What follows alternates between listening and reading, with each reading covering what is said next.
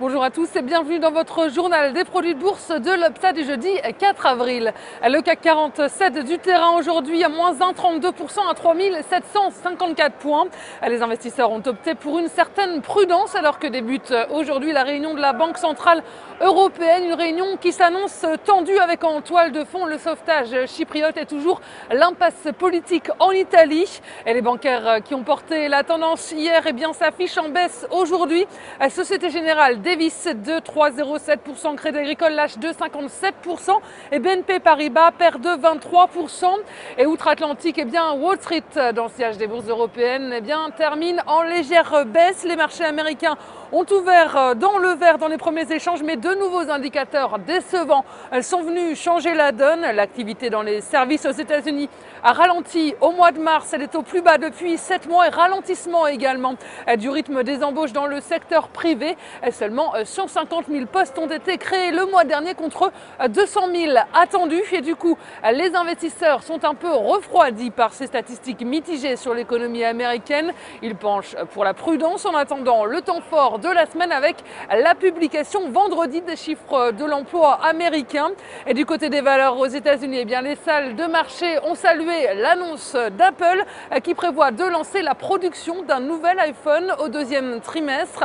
Et Monsanto, le géant de l'agrochimie, est en hausse après un bénéfice net meilleur que prévu. Et si on fait un tour du côté des devises, l'euro reprend un peu de couleur face à une statistique favorable en zone euro. Il rebondit très légèrement à 1,2846 et en revanche, les cours du pétrole à New York s'affichent en baisse de près de 3% après cette nouvelle vague de statistiques qui remet en question la vigueur de l'économie américaine. Et sur le marché des produits de bourse, les volumes sont en repli avec 21,3 millions d'euros échangés dans une séance de baisse. Et concernant la répartition par type de produit, les certificats sont stables à 84% des échanges et les varants également à 16%. Et du côté des transactions, les certificats représentent 74% des échanges et les varants sont à 26%. Et la répartition par sous-jacent nous montre que les indices sont stables avec 50% du marché. Les actions sont également à 50%. Et si on regarde la répartition des transactions sur les varants, on voit que les indices représentent 45% des échanges.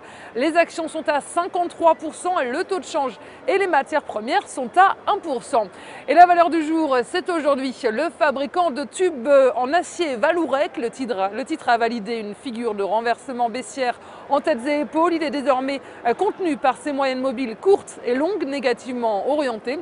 Et par ailleurs, l'indicateur de tension RSI est inscrit en territoire négatif et ne se situe pas en zone de survente. La formation d'une nouvelle jambe de baisse est ainsi privilégiée tant que la résistance à 39,70 € n'est pas dépassée.